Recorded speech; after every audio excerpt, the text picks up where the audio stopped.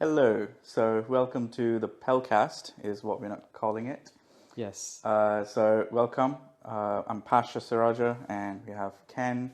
Nice to meet you. Yeah, so we're basically going to be talking about a few things related to, at least starting off with body dysmorphia, the whole, cosmetic industry, really, and where it comes from, why it exists, why it thrives, and also what we can do to be more aware of the tricks all around us, as well as, help ourselves with our own self-esteem and just being. The pitfalls we could fall into. Yeah. There's loads of different aspects to it, right? So that's what we're going to talk about. Ken, anything from your side that you're going to add in? There's been a large increase in cosmetic surgeries lately. I've seen everywhere. And I literally noticed this one time I met with a friend in a restaurant, and then there was a girl and a guy next to us, a couple, or on a date, and I noticed her lips, and they're puffed up, she had a lip filler. I noticed that immediately. Yeah. So I was like, wait, that's every normal women, It's becoming- normal people are doing it now, Yeah. around, not just Yeah. Instagram models or Yeah. celebrities, but Yeah. a lot of normal people are doing it. So I had a notice of that when I was in a restaurant with my friend. So then, what do you think is the rise, from your opinion? Not just opinion, but I've actually looked a lot into this statistically and also trends wise, based on how things have been happening, what countries have had what in the past, and the correlations between the rise of this and access to social media and technology. And I think I'm not going to say social media has a bad rep, but rather social media is a consequence of better technology around you, right? Because the moment a culture or area in a country or a village suddenly gets access to certain technologies, Yes. it's a typical path where, if you have to worry about what you're going to eat tomorrow, you're probably not going to worry about getting the next best technology in your city, or not your city, in your village or town. Yes. But the moment you sort out your basic needs, survival, shelter, food, and a basic security, that's when people start to get into these things. They'll sort of reach out, get the tech of the nearest town, get more things in, and that's how you sort of evolve into a more sophisticated kind of group of people living. Yeah. And that's essentially how everybody goes into the path of more technology, more development. And that's what we call, developed or developing or whatever. And so as soon as you get access to these things, you suddenly get a surge of information from wherever that had access to that before you, right?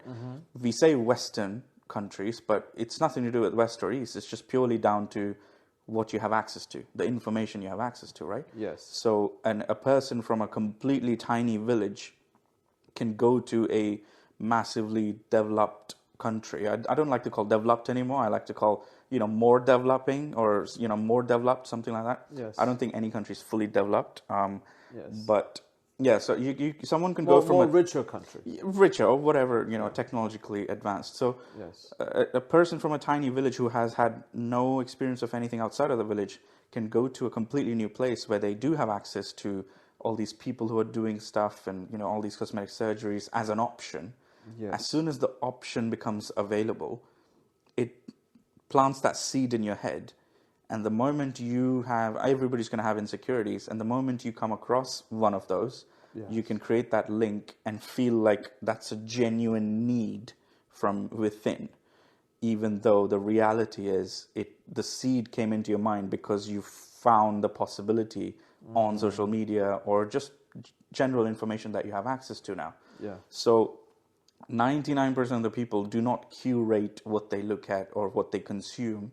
Yes. And It's been curated for them. yeah, it's been curated By for the them by platforms, engagement-based by the TV. algorithms, right? Yes. So algorithms which specifically shove in data based on which gets the most activity out of it. Typically it's negative things because we do have a bias towards it.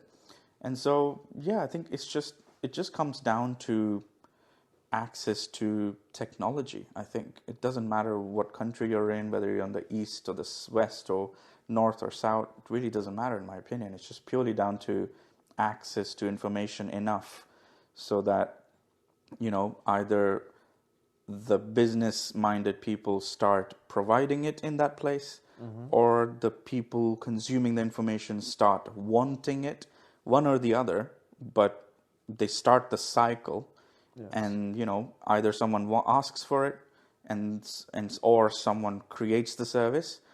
Either one of those is going to start the cycle of using the service, and then you get more people exposed to it, and it starts to become a norm. Like you said, it's starting to become normal. I mean, 10 years ago that was almost a taboo, and now it's like everybody does it, kind of thing. It's almost normalized. So yeah. Yes. And not only that, even when you move to a different country, there's a disproportionate number of people who get affected by body image issues than others, where the older people, the elderly people have no effect on them, on those issues. That the worst people who are affected by that is teenagers and young women and a little bit young men too, but young women in particular gets affected by the most. It's due to their psychology, the way their mind is growing at those times, and also when they're exposed to images where they have no idea how those images were created, right? So let's say a young girl look at Instagram, and Instagram model or Kim Kardashian or whatever. When she look at her picture, she would just say how incredibly beautiful she is, a beautiful body, but she doesn't know what the process, the whole marketing strategy behind it. Yeah. Makeup artists, the photographers, and then probably that photos, like there were like thousands of them taken on that day, and the best ones was chosen. So the lighting makes a big difference. The lighting, yeah. And then even Photoshop, like of course, direct editing of the photo. The thing is, when you get that insight into the process of these things, like I've worked in so many different companies, and I've worked closely with sort of digital marketing experts, and so you can kind of see, like this one time when I went to this party, there were photos taken and all that, and the marketing person said, "Oh, everybody put your photos in this, Google Drive or whatever." We all did it, and there was a few funny photos which I was really excited to see and share. And like after about a week, I remembered that nothing was posted about it, so I asked the person, "Hey, can you share me those photos?" And they're like, "Oh no, sorry, it's in the review at the moment." So you're like, then I was like, "What's there to review?" We took a bunch of photos, delete the ones which are like blurry or whatever, and just post the rest, right? I was like, no, that's not how it works. This is going to go on social media, and so we have to go through so many things. And every single person, the party had a bunch of people who are kind of the representatives of the company. So they go on interviews, they do interviews, as in actually interview people and stuff. So they have a social media presence from the company's perspective. Right. And so if they appear anywhere in any photo or video, they have to look consistent with how they are edited in normal interviews. Got it. So they can't post photos of normal people having normal fun and then look amazing in interviews. Got it. So they have to go through the process of making those specific people at least look just as good in the random candid photos. Right? Because you can't break that. It's a brand image. It's a brand image thing, and they don't want to break that illusion that they look like this. Illusion of perfection. And so if I'm standing with those people, doesn't matter. They have to go through the full process of perfecting that image for those people at least, and in usually making everybody look better. Better by the standards of today's society. And so because of that process, a simple photo takes weeks to actually become available just for internal use, right? Oh, yes. Just because of those few people that need to look good just by editing. Like, they're not going to change anything other than Yeah. do things in Photoshop and whatever else, right? Yeah. So when you get an insight of how much is involved, and that's just a normal company doing normal stuff. When you go to companies or industries where it's basically the cosmetic industry, like all of these Instagram models, all of the big ones at least, sell some product, right? They sell their image. First, they sell their image. Extremely important to them. Yeah. And then they make a lot of money. Like, attention is what's being traded for, right? On all social media. If you don't pay for a service, you are the product, right? Your attention is the product. Of course. So, yeah, if you don't have that insight, it's so easy to not understand what's swayed real. by that image. Yeah, absolutely. And feel dissatisfied in yourself. Yeah. When you're just a normal person and you're competing with and they are too. It's just they have a lot They of... have access to multi-million level of resources and editing. Yeah, they have teams marketing. of people getting paid probably more than me just to make them look good. Yes. Right? Because that's what the entire business depends on. So, yeah. One person versus an army of people. Yeah. Making that one person look extremely beautiful. Yeah. Yeah, and also the psychology element of, I mean, if you look at the mental health issues that teenagers have, a lot of the issues that young girls have to do with body image, and that has to do with anorexia and other issues that comes up, and they stop eating, they have eating disorders, and the issues with that is in school they are looking at their peers and they're comparing themselves to their peers, and they compare themselves to the world as well, as we were talking about. Yeah. And when they are not particularly attractive, or they feel that they're not attractive, they will start to basically change their body in some way by manipulating the way they eat, by manipulating anything that they can just to fit in. It's the social conformity bias. They wanted to fit in, and they don't want to be isolated or made a pariah from the group, from their friends group. And when that happened, and they have access to all of that and all of the technology and social media, the next step is like, okay, I can't change with my diet. What else can I do? And that's where cosmetic surgery. Yeah, but that's the thing, though. I think there's a key point to understand there, which is, like, let's take something super simple like hair color, right? Okay. Maybe not 20, maybe many years ago, right? Maybe a few decades ago, everybody from everywhere just had the hair color that they are born with for their whole life. Right. Right? Yes. There were certain tribes which did certain things, but that was just purely whoever found an option did it. Got it. Right? Yeah. So when technology went forward in cosmetics or whatever, like, I don't know the source of how the hair color thing was invented, like hair dyeing and stuff like that, right? Dye definitely came first to make themselves look younger, because you get grayer hair, then you make it black or whatever the color is, typically black in the countries where they do it, and you suddenly look younger because you don't have that effect which older people have, which is, grayer hair, for example. Right, yes. So then obviously it went from just making it black to brown for people who have brown hair, and just recoloring your hair to whatever it was when you're younger, right? Right. And then obviously, you have people with brown hair using the black dye and, mix and match a little bit just because you're cool or whatever the reason. Or make your hair blonde. Exactly. Yeah. But the thing is, I think, correct me if I'm wrong here, I think if I'm born in a place where absolutely every person around me and every person I come across has their natural, untouched hair their whole life around me. That's right. Will I think one day that I want to color my hair blue?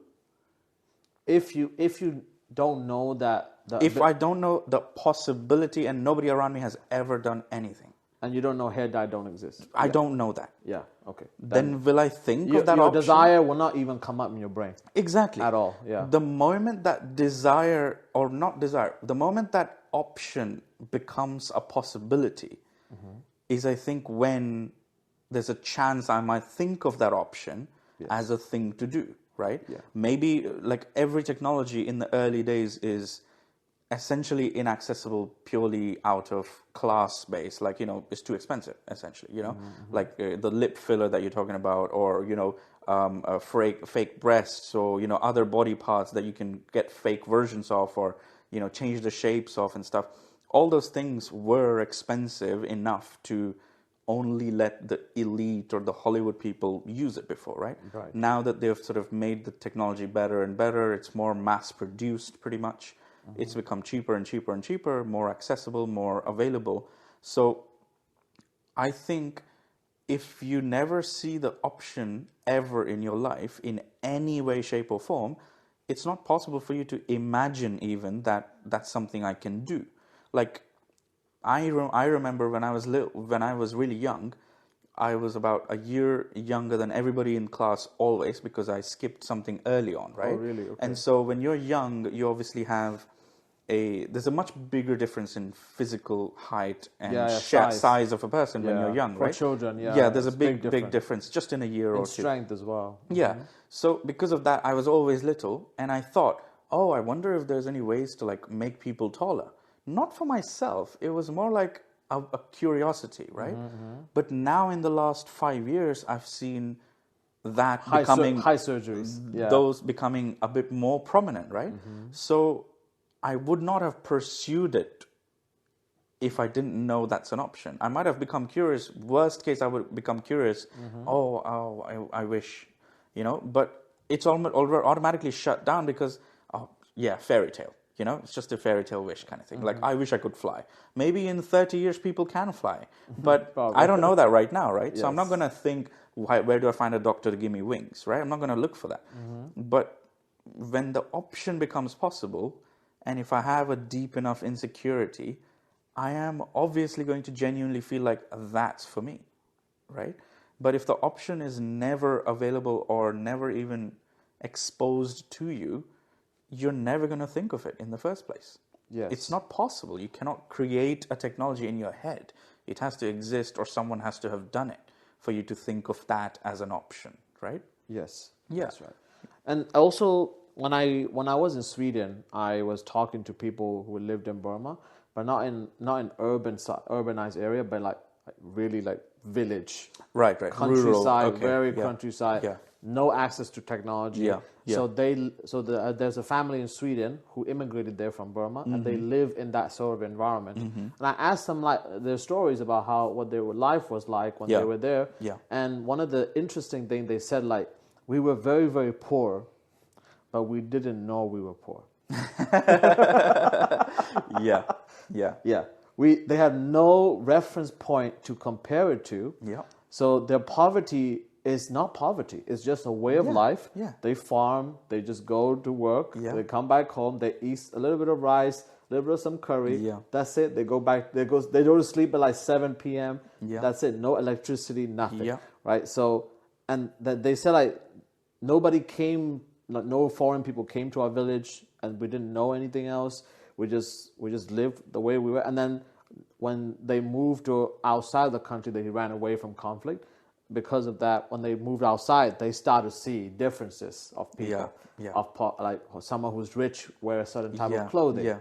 And they look even a certain that concept type of rich, because like if you are in a closed little unreachable place where you are worrying about what to eat tomorrow, it's not going to be a worry for you. It's going to be part of daily life, right?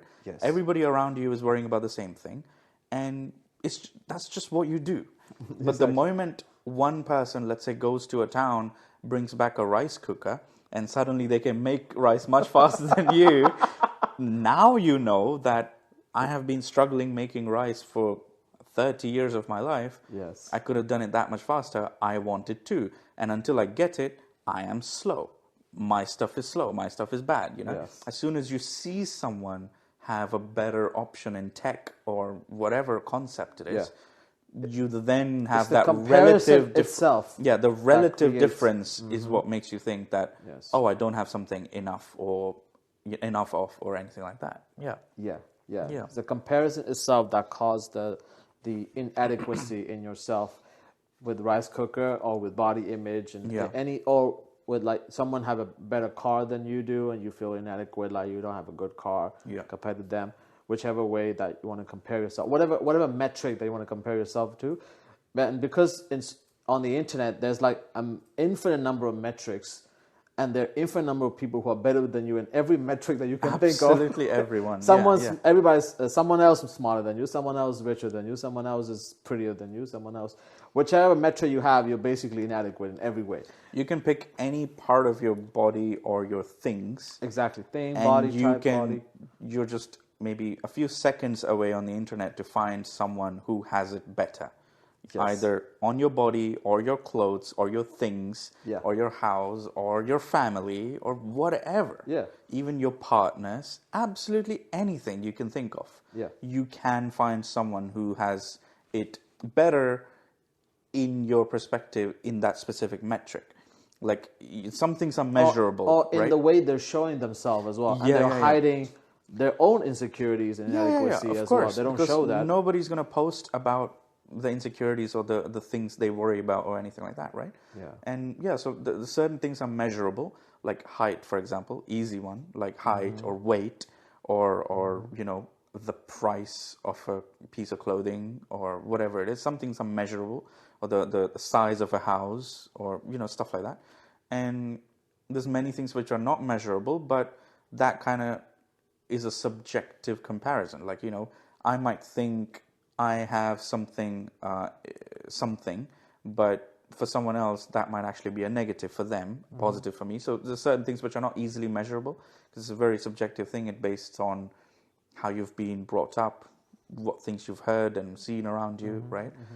So I think it's really difficult if once you fall into that cycle, if you're not aware that certain thoughts are actually coming from being in that, being exposed to that, you can kind of just get sucked in, and it'll feel like a genuine need from within, but it's actually being seeded from external robots, essentially doing their best to take advantage of our emotional state and mental health and everything. So let's talk about within a little bit. Okay. I want to go into these the neuroscience, the psychology element of the body dysmorphia and touch maps in the body, in the brain.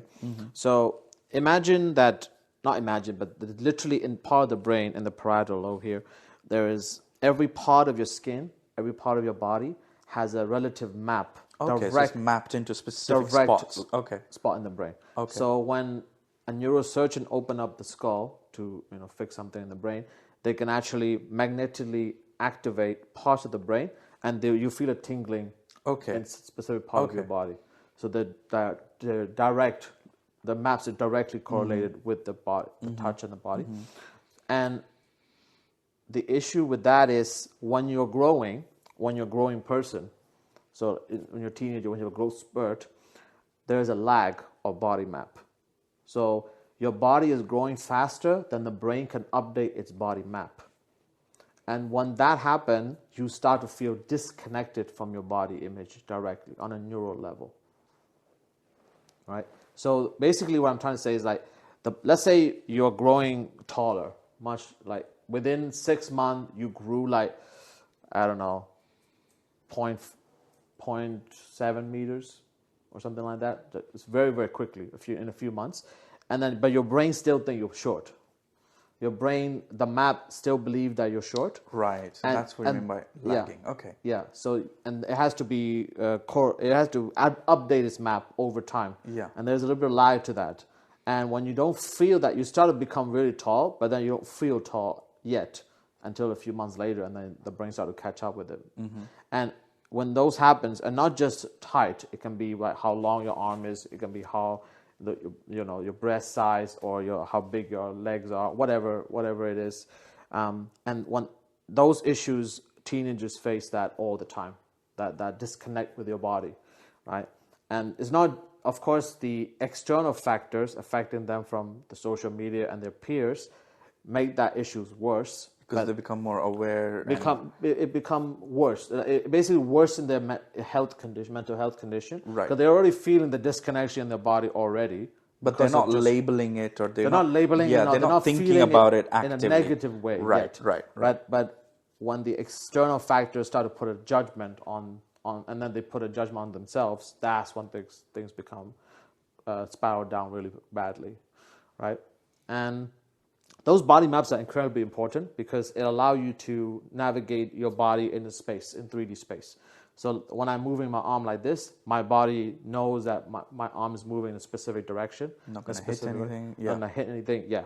And also, the body map not just map the skin itself, but the area slightly above the skin as well. Okay. It's for threat detection sake. Right. For something close to you like this, Yeah. you can feel it is there, right? Even though it hasn't touched you yet, but it's around you. Yeah. So your brain is like, there's something there, be careful, right? Yeah. Because threat detection.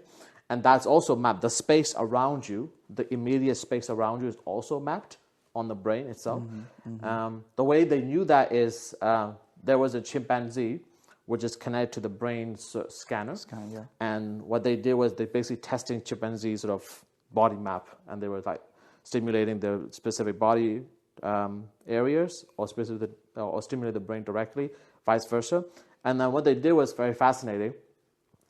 Is they close the light. There's no light, so the vision completely off. So, but they can still feel the body is still activating. So, which means that it is independent to vision. It's a specific sense, separate sense entirely, which is a kinesthetic sense. Right. Kinesthetic and touch in combination. And another way they found out is that they put an experimenter put their hand straight close to like a monkey face. But monkey can't see the hand, right? And so there was no activation in the brain because they can't see the hand. But the moment the light comes on, the monkey immediately saw the hand that's really close to them, and then the body map like instantly activate as well. Yeah, because it's not magic. You still have to have a way to detect something. Yeah, but it's still mapped. If it hasn't touched them, it has to be seen. So the both vision and is also important in threat detection. Yeah. And of course, there's other aspects like temperature or wind. You know, you can feel a breeze, or you could feel static electricity from something, or someone's fist coming at you. Yeah. Or you can even feel the warmth of something coming closer. So yes, exactly. Yeah. So another thing with touch maps is babies need to be touched. It's a survival need for them, and babies in war-torn countries, when they're orphans and orphanages, there's just too many orphans to be handled by a very few number of people. Yeah. So a lot of the children were sadly abandoned, literally in like literally crying, like there's like hundreds of babies crying. Nobody can touch all of them at once. So the babies who were very touch-starved, even though they were fed properly and drink properly, they all died.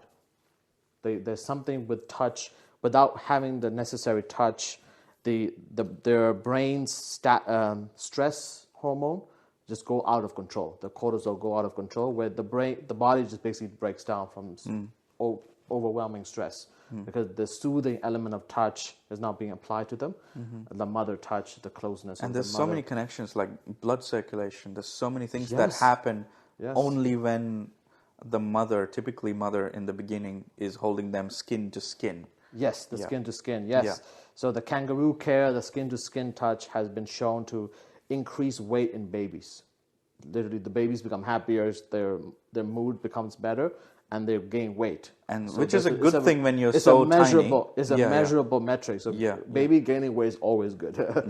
Baby losing weight they're probably going to die, right? So touch is very, very important to them. And that need for touch does not disappear when you're older. And in Western culture, or like in cultures where it's modernized, touch is usually, family don't usually touch too much to each other in a modernized culture. Yeah. And the touch is primarily only outsourced to relationships and love. And then, so if you're not in a relationship at all, then you will not receive that close touch that you need. And your parents stop touching you eventually. Like, you're old enough, just handle yourself. I don't need to touch you all the time, right? But I think there is on a biology level, there is something wrong with that. The children, the teenagers, when they're growing up, they still need to be touched just as much as a child does. But just suddenly the need disappear is wrong. And when the parents stop touching them or hugging them, or just like soft touches like this, or on their skin, on their face, or on their cheeks, if the parents or the caregiver or whoever is close to them, their best friend, whoever, or their lover close to them, do not give them that, there is a likelihood that they would develop those body dysmorphia symptoms as well.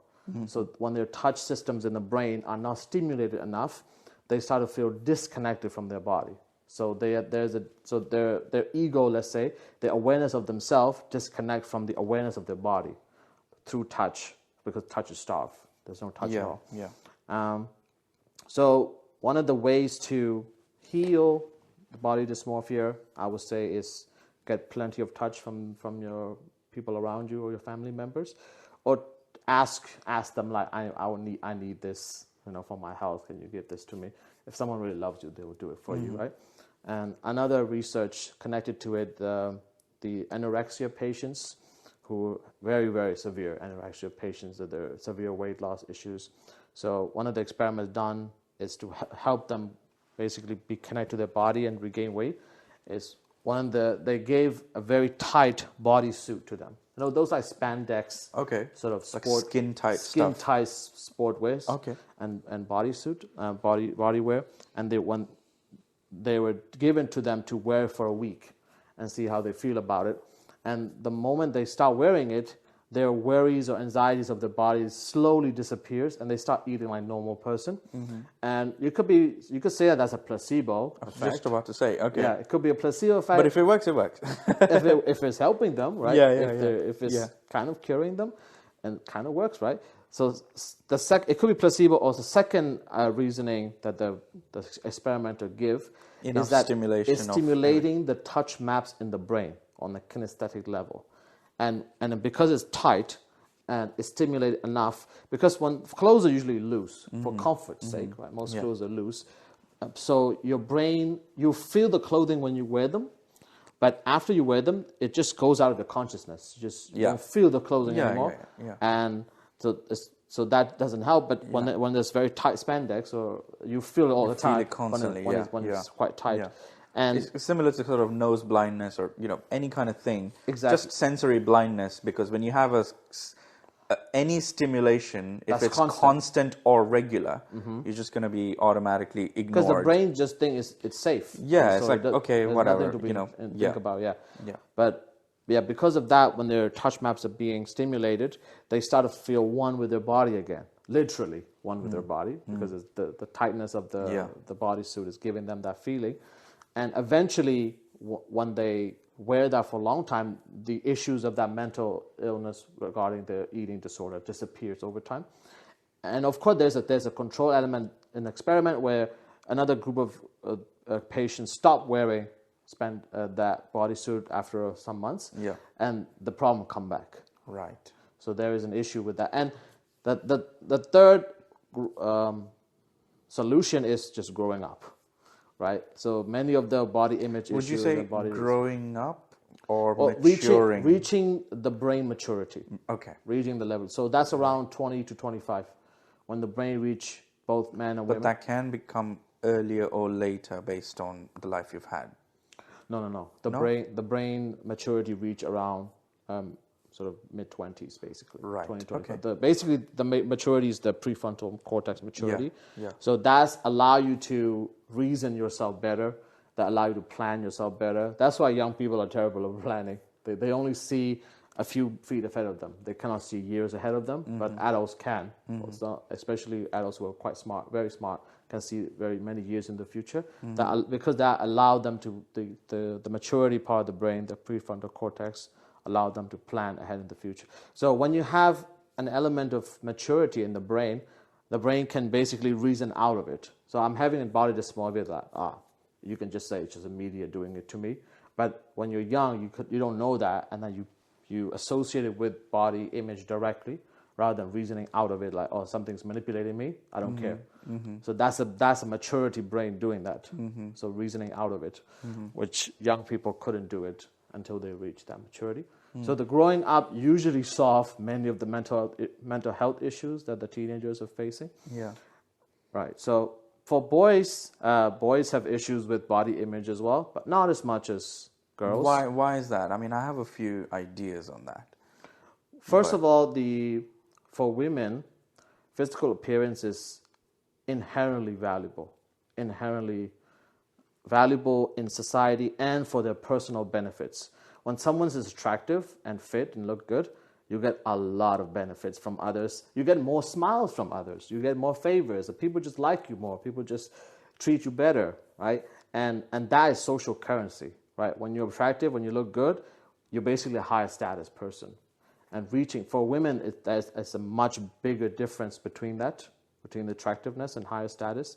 So the most attractive women usually become higher status, or are attracted to higher status people as well, right? And for men, the physical differences are usually based on strength rather than appearance itself. So boys usually compete on strength and skill, and so body image issues don't affect them as much, right? And also, like, boys have different interests than girls do. Girls are very interested in social relationships. They're very interested in understanding each other, understanding each other's emotions, Keeping things even, keeping things fair, keeping things peaceful, and because threatening things scare them, right? For boys, it's like threatening things is fun, challenging. That's what we do. That's what we do. Let's fight. Let's do things. And if there's not enough of it, someone's gonna create some to get ahead of the curve. Yeah, exactly. And for boys, now some boys is facing the issue now. So a lot of boys are feeling that they need to get 6 packs. They need to feel like like Superman level of physique, right? They need to have that, or they have issues with the genitalia length. That's been men issues, boys issues of that. But those are more hidden and not really. It's not something they need to be showing off, right? But for girls, a lot of their physical appearance showing off, right? Well, what are your thoughts about boys just having to less sort issues? of a bit more closure on that point, which is, I think, there's a big aspect of how we treat the two different sexes as well, which is, for one, there's a lot of, I think, at least in developing countries, or at least in sort of cultures which don't have too much development going on or too sophisticated in tech, at least in those areas, I think females are typically taken care of and sort of handled in a much more safer, softer way, in which you don't typically say things straight to their face. For guys, I think it's a lot more common to be told to their face exactly what it is. The harsh truths. Yeah. And tough parenting. And they just have to deal with it. Yes. And so it's you're a man, deal with it type of way. Yeah. Even when you're a little boy, there's the phrase is like, don't cry like a girl, all those things, like those have real backgrounds, right? Definitely. So it's a very real thing where, if a little girl is crying, it's going to be handled in a way, and a little boy is crying, it's going to be handled in a completely different way in many cultures. A little girl crying will be comforted, more likely. A little boy crying will be challenged. Like, why are you crying? Yeah. Your reasoning is stupid. Think about why you're crying. Go solve it. Or if this is broken, tough luck, that kind of angle of things. Yes. And so I think it automatically makes them more resilient to potential body dysmorphia and things like that. I think there's a lot of firewalls in place which kind of just automatically were there to deal with that kind of thing from an early age. And so I think there's a lot of I think it takes a lot more, in many cases, not all, in many cases, if you've had that kind of childhood, or if you've experienced certain things which you kind of just had to deal with no other option, you will automatically, I think, male or female, have that tougher kind of firewall in place where most things will kind of just bounce off of you, and you have that logic set to sort of filter out, do I take that in, do I internalize that, or do I just not care, or screw that person, that person, or screw that thing, or oh yeah, he's got a nice car. Okay, well, I'll figure it out one day, or whatever it might be, right? So I think there's that aspect, and on top of that, I think when it comes to social media, I think the biggest problem is that normal people don't post anything. It's the people looking for attention that post stuff. That's right. The minority of people post. The minority post. Yes. Even though, there are millions and maybe billions of people on social media, the people posting That's right. is still the minority. Yes. And nobody is posting their normal or bad stuff. No. I mean, nobody posts their boring times. Yeah, even just though sitting down doing nothing. And even though people do post negative things about, oh, this happened to me, I'm crying, that's still from the perspective of trying to get attention and soothing from the attention, right? Of course. So when people post themselves crying about an incident or something, oh, I broke up, or someone robbed me, or I broke my leg, whatever it is, even though the incident itself is negative, the act of posting it is with the intention of gaining something out of it, something that they perceive as positive, which is attention and people saying, oh, that's so sad, or whatever it might be, people in their friends and family calling them saying, oh, are you okay? That's what the intention is there, They right? want to be cared for, they want to be comforted. Yeah. And if they don't get that in their immediate social surroundings, they will post it. Yeah. And the people who post are quite lonely people too. Yeah, so social. the lonely aspect, I mean, there's so many things that happen in recent history that kind of almost incentivized that kind of thing, like especially the COVID thing, right? Yeah. So that pretty much forced most people into not connecting with others, right? And so people still have to connect with others, even though they were not allowed to by law or by force or whatever. And so they had to come up with a load of different ways of doing it. And that's when we saw the explosion of all types of different things happening on the internet, right? Yes. And so going back to the point of on social media, it's just a minority of people posting stuff, and they're posting the most glamorized bits of their life, whether they're real or not. Most of them are not. And the majority of the consumers are normal people seeing that, just getting exposed to it, right? Yes. So a person who's just living their normal life without accessing social media is just living their normal life. But now it's like normal people with normal behaviors looking at social media, consuming at an alarming rate information which is coming directly from the extremely tailored and sort of curated for engagement content, which is coming from the also minority coming from of people who have extreme personality traits. Yeah. Right? Narcissistic, people psychopathic, or people who are highly, highly attractive, like extreme traits of people, right? Yeah. And then you see when you see yourself compared to the extremes of the graph, the normal distribution, you will feel inadequate in everything. You'll feel inadequate. You feel like things are not doing well for you. Yeah, and if you don't have those mental firewalls in place already, where you can filter information in a way that if someone has a nice car with a nice bumper sticker, whether I think I want that car or whether I think, oh, that sticker's nice, I'll get it for my car. Having that filter to understand what's realistic, and at the same time, not stop your goals or aims, but at the same time, not get into a spiral of insecurities and just letting them stack on, I don't have this, I don't have that, just constantly adding more to it.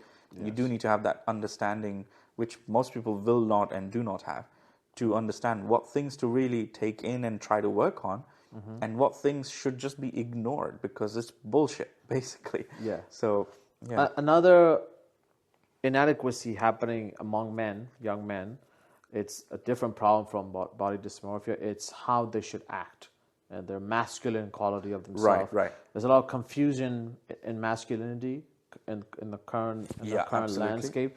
Yeah. There's a lot of extreme versions of them. Yeah. There's a lot of versions of them where feminine qualities, a guy should act in a feminine way, is actually deemed as masculine. There's a lot of confusion around it. So I'll give you an example. So a lot of people are, a lot of men, young men, Yeah. they don't feel that they feel like they don't feel accepted as a man. They don't feel accepted that, and they don't know how they should act because every time they act, somebody judge them that this is wrong, this is toxic, and they don't know what is the right answer, what is the wrong answer. So they look at social media sort of icons who are extreme individuals and personalities, or internet dads. They just look because maybe they lack a dad figure in their life. Yeah. They're getting information from successful men, older men who are basically telling them, or psychologists or whoever, telling them like the way they should act or how masculine is supposed to be, right? One message is that masculinity is supposed to be strong, used to be physically strong, mentally strong, and masculinity should be showing off the things you've accomplished, like showing off your cars, your trophies, whichever. Yeah. Or masculinity is supposed to be protective, protecting the nation, protecting your loved ones, protecting things. Or masculinity is just being competitive, as to your peers and the best person you can be. Or masculinity is acting or showing your emotions, or being soft. It's just as masculine. Or it's okay to cry as a man, and that's okay. That's also masculine. And then with a normal person, like a young boy or a young man, is like, what is the masculinity? Like I don't know. Like there's so many sources telling me what to do, and one of the issues is again lost touch with their body, again, right? So they've lost touch with who they are and their intuition and their body, and they don't know that because they have lost touch with their internal senses and the touch sense of their body, they're seeking validations or ideas from the outside. Yeah. And when you do that, when you incorporate outside ideas rather than knowing yourself first, what started to happen is there's a lot of confusion building up. And also they start to see the more negative elements of those role models, let's say, and they show off like their women or their money or their car, and then as a young person who have very little, you see that, you're like, I want that. I want lots of women. I want lots of cars. I want lots of fun. I want lots of travels. Like that's being masculine, maybe. Yeah. Maybe how should I do this? And then they go down the terrible path of making money in the wrong way, or becoming a criminal, or like becoming tough or criminal is a masculine as well. Maybe taking risk. Right. So there's a lot of confusion there, and the problem is exacerbated by the social media again, of course, and the comparisons, and knowing that if you're not masculine, girls will not like you. You will never be attractive if you're not masculine. There's a lot of men to fear of, and a lot of men are also single these days. And when you're single, as we were talking about, the touch is only reserved for relationships. And when you're single or single for many years, like decades, like you have no touch or no touch. There was touch starvation in the man. And because of that, they lost sight of their own body and their own intuition and their own person, or how they should be the way they are, right? And when you've lost sight of that, and then you look outside, that's where issues start to come up. What do you think about this trending problems of masculinity?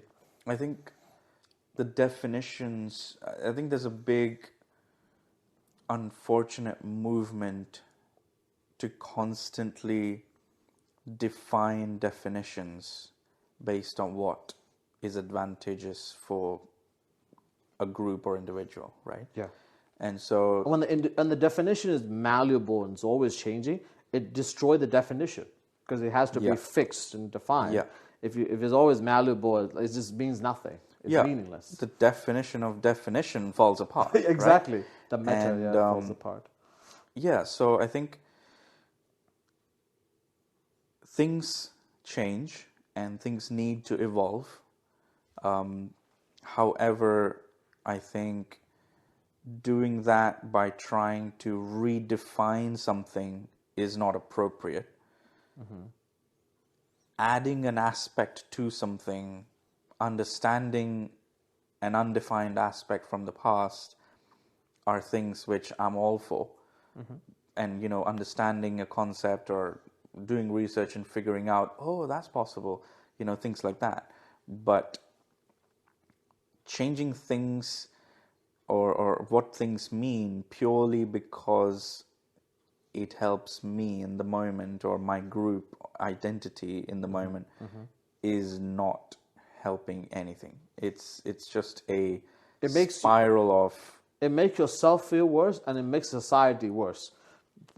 It makes society worse because you can no longer communicate that term with others, and others become just as confused as you are, and you're confusing yourself, and you're not solving any issue. You're actually creating more problems. Yeah, but I think there's that point which I wanted to mention earlier as well, and it links straight to this, where you were talking about how adults, or rather matured prefrontal cortexes, help in thinking more about, or rather planning more for the future. That's right. But I think when we sit and scroll through social media or TikTok and all these things, the brain is a muscle, and so if you go to the gym all the time, you'll be fitter. The same way, if you literally sit and train your brain to care less about the future, which is by getting instant gratification from 3-second, 5-second clips, you don't remember the last 3 things, you don't know what's happening in the next 3 seconds either. Your focus was like this, and now it's just down to the 3 seconds you're in. You replay that 20 times if it's funny or cool or nice. Yeah.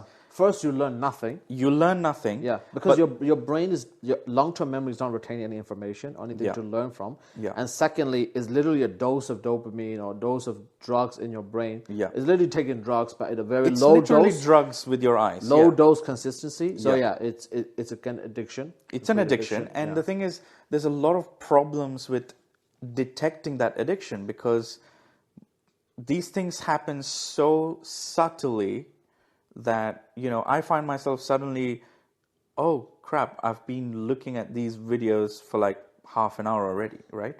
And I have lots of timers and everything just to take me out of that and think from outside what I'm doing. That the moment I realize that, and I'm very grateful I have that awareness, that I can tell myself, oh yeah, I've done that enough, I got lost in it, but now I'm out, But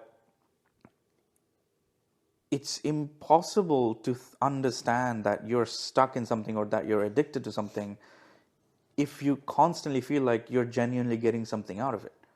Because you might see 1 out of 30 videos that might actually give you some information potentially, but that one thing is what you'll remember, not the other 30 videos you've seen, and you'll justify it to yourself saying, oh, I'm learning stuff from this. And you'll feel like, oh yeah, this is fine. I spent 2 hours doing this. I learned stuff from it. But you don't understand how much of that time is gone into an absolute waste. But at the same time, getting bored and wasting time is not a problem.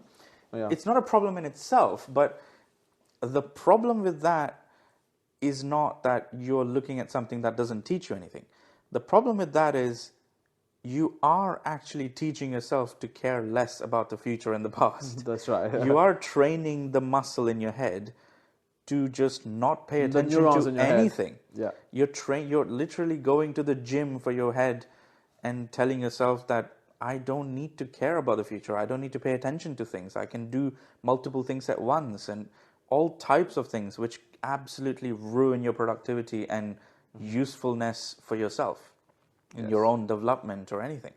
That's right. And it's very difficult to see. So that goes back to like what you said about getting maturity and being able to plan further. But even if you are mature, you can absolutely train yourself to become immature again. For sure. Or you can absolutely atrophy the mature part of the brain. Yeah. And atrophy meaning like if you don't use something, you're going to lose it, right? For sure. So if it becomes smaller, literally. Literally you start to lose ability if you don't use the ability. So if you don't use your ability to solve problems, if you close your eyes for 2 years, the part of the brain that sees will be atrophied. Yeah, if you close your eyes for 2 years, you will be blind. That's right. Your eyes will work perfectly fine. Yeah. Your brain just doesn't care about the input anymore. That's right. Because it has been useless for 2 years of just blackness, right? That's right. Definitely a good metaphor with that, right? Yeah. And issues with masculinity again, right? And the information they're getting in from different sources. The first issue is the lack of fatherhood, right? That's causing the problem. Mm-hmm. So the father has to teach them how to be a man, right? I learned indirectly from my father and I doesn't talk as much. My father and son talk, we don't have that much, but I learned from his actions. The way everybody learns. Yeah, the way he makes, the way he solve conflict, the way he plan things, the way he take care of annoying issues that I don't want to do, but he does it, right? So those kind of things you lead by example. So, and another thing with fatherhood is and touch again. So the way fathers play with the children is very different to the way the mom play with the children. So the father do rough housing, so rough and tumble play. So that is a scientific term, rough and tumble play. Okay. So basically, the father will pick up the child and then just slam it, right, on the bed, on a soft area. Mm-hmm. Or the father can control the strength, not to hurt the child, just for making fun, like wrestling, rough, or punching. But when they're punching, the child punched really hard, and the father felt pain, and then he will stop the child. This is too much. You're using too much force, or you're making your brothers cry. Mm-hmm. You're punching too much, right? Or the father is setting limits to the rough tumble play, and also the child is learning from the touch itself. So how much is strong and how much is going too much further from play. Yeah, it can go from play to violence. Boundary, exactly. Yeah. So the touch is the one that literally set the boundary. So the one is become violence, one is become play. Yeah. So the father has to be the person, usually the person when the father is leading the child. Or father figure. Someone in that position. Uncle anybody. Yeah. So a father figure, usually a male figure. Male figure usually set those boundaries. Yeah. Because males know when it's strong. Because I think among male friendships, there is a threat of violence always there. Always there. You automatically have certain unspoken boundaries. Yes. You automatically are intrinsically aware of certain consequences of certain actions. Yes.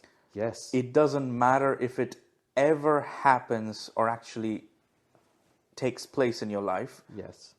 You will automatically be aware of how things can go if certain things happen, not only for you to act upon, but how someone else can act upon you. Mm-hmm. Just based on events. It doesn't have to ever happen. Yes. You will automatically have boundaries. An idea. Yep. And the same instincts help people, at least that facilitate their own awareness. Like if you're not wearing headphones outdoor or something, if you facilitate your own awareness, can help you get out of very messy situations or potentially messy situations. Even a friendship that you have for your best friend, you just get up and punch him in the face, he'll punch you back. Yeah. Always. For no reason. If it's male, if it's males. If it's male, man-to-man friendship. Yeah. So there is a threat of violence all the time. So and then that understanding of that boundary of violence, if it's not understood, that's where bullying happen to children or boys bully each other, or when they don't understand when too much play is violence, and when someone's being punched and not knowing how to defend yourself also plays a role. So when you lost touch with your masculinity and yourself, it's because those children, the young men who grew up without fathers, did not have those rough and tumble play, did not have those plenty of touch sense being stimulated from the roughness and then the wrestling playing. When they lack that, they feel that they're not themselves. They don't know the boundaries. They don't know how to act in front of others. They don't know how to be a man, how to be tough. How can you know how to be tough without knowing the boundaries of toughness? Yeah. Right? Yeah. And then they start to look at people who are violent, people who are criminals. They're like, maybe that's a masculinity, not knowing that there is a boundary that the criminals have already crossed, and that's why they're criminals. Yeah. and they mistakenly think that bad guys or people who are criminals are actually more manlier than the ones who are not. Because I think there's a key difference between knowing your abilities and limits and Yes. using whatever you know or don't know to do something in society for a gain, whether typically financial gain. So I think it just becomes easier if you are trained in certain ways to do certain things. But you can train yourself regardless, whether you had a father figure thing, if you had all the rough and tumble play or not. I think no matter what your background is, you can train yourself in certain aspects, but Of course, yeah. it starts with being aware. It starts with being aware, accepting where you are, and then figuring out how you're going to get to where you want to get to, whichever aspect you're talking about, whether it's body dysmorphia or just understanding your core self, or understanding your slider on the masculinity, femininity scale, where you want to be, where you are, and the reasons behind it, and the things you can change around yourself. So I think I mean, the topic can go on forever, but yeah, I think the key things in today's society is that we have this surge of information coming in from places typically you would never have access to. You live in villages and you don't talk to more than 15 people in a week, and you don't see anything outside of that other than the stars and the sky, right? And then suddenly now you can see specific people who are trying to do specific things to make money, and that's what's going all over the paths and reaching you, regardless of where you are. And so you don't get a broad, good exposure to everything. You get a very specific exposure to things which are terrible for you, and it feels good. So. And also it's the broken of the promise of the internet, right? When the internet was first arrived to the world, it was like you can expand your knowledge, expand your perspectives, expand the way you see things, the way you meet, expand your communities, whatever.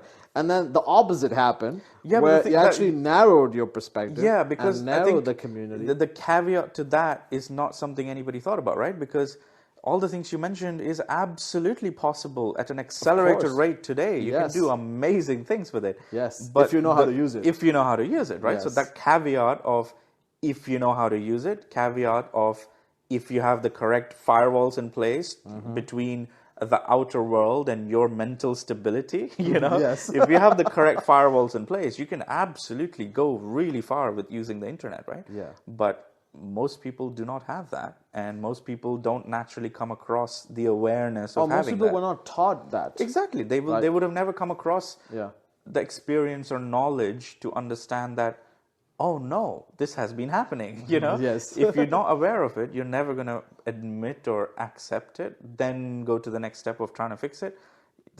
Those things are not possibilities if you're never aware in the first place, right? Yeah. So I think it's a huge topic, and you could come in from any angle and go on forever on it, right? But I think quite a few things to work on for everybody on that. Yes. Yeah. We could do a closing. Potentially. Yeah. So I think there's lots to unpack in that topic, as I said, and we are all constantly bombarded with things to handle, some things to learn, and most things to just, try and avoid. But yeah, I think the first step in anything, whether it's body dysmorphia or social media addiction or anything, the first step is accepting where you are, how you got there, and accepting who you are, accepting and your who body, you and your abilities, your traits, your personality. Yeah. Nobody has a better personality than you. That's a lie. Yeah. Right. Personality, it's a relative, and is on a spectrum. Yeah. Right. It's if you're empathetic, you think that if someone's who's not empathetic is worse than me, which is not true.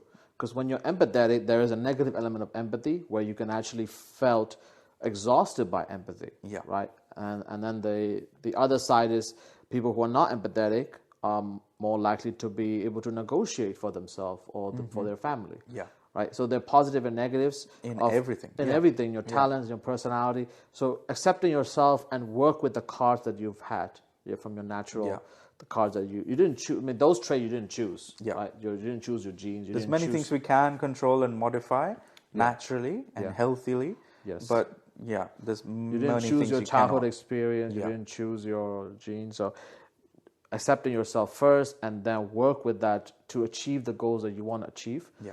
And that is the best way forward. Yeah. From it. Yeah. Awesome. Yeah. So thank you so much for listening to us. Talking about the science of or the social elements of body dysmorphia and social media and understanding yourself, or your touch maps, kinesthetic sense. We cover a lot of things, so I hope you learn from our video. Yeah. Thank you. Cool. Thank you very much. Bye. Bye-bye.